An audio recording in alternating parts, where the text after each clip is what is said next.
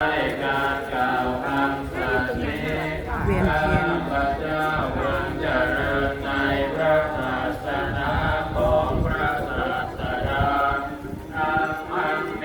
วังกัมมาเนนะยังพุทธังปัสสุตังอิกาข้าพระเจ้าผู้ไว้อยู่ซึ่งพระธรรมได้ขวนขวายบุญใน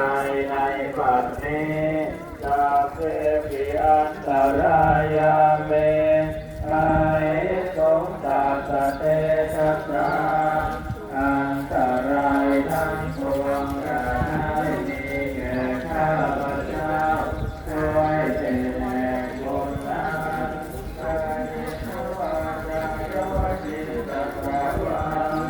ด้วยกายก็ดีด้วยวาจาก็ดีด้วยใจก็ดี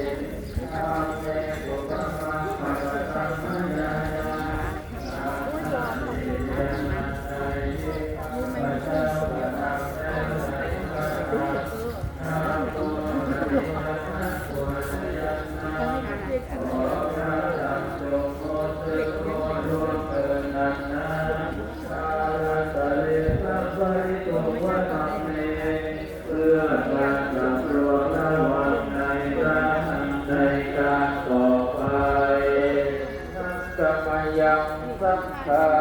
นุสติยังกะโรมาเตโสปฏิปันโน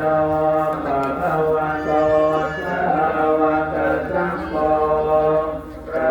สาวกของพระผู้มีพระภาคเจ้านั้นผู้ใดปฏิบัติดีแล้วโอโนปฏิปันโนภะคะวะโตสาวกสังโฆ